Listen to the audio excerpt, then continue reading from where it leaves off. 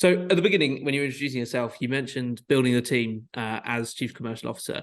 I'd like to dig into that a little bit. Tell me, how do you go about planning, hiring, and eventually motivating your team within that commercial sphere? Yeah, well, I mean, the first rule of thumb is just never, never, never compromise on talent. Speed is always an issue, time is always an issue, and that's the pressure point. But if you compromise on talent, you'll regret it forever.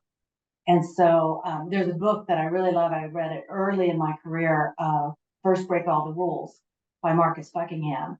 And he talks about how you have to hire for talent and not experience. And that's a whole different interviewing skill. That's a whole different skill set to find talent, to draw that talent and potential, to identify potential in a person. So again, fortunately, having a long time in this industry, you also have a lot of contacts. So, I really leverage my network.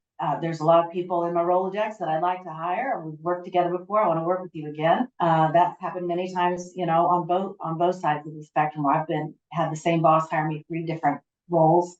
I've done the same with other people as well. But if they're even not eligible to be hired, then they also have a network of people, and we really trust that. And of course, when you have to have really specific skill sets and whether it's, a certain geography, a certain therapeutic category, a certain capability, you leverage the services, of companies like yours to help you find that. So you go and get that help and support. In terms of motivating people, again, I have a little saying. It's a bit counterintuitive, but I say that it's not my job to motivate you, but it is my job to make sure that motivated people are successful. So it's one of those things you hire for, is you hire motivated people. And now it's your job to make sure they are successful. And you do that through empowering them, trying to remove the bureaucracy that's in every company.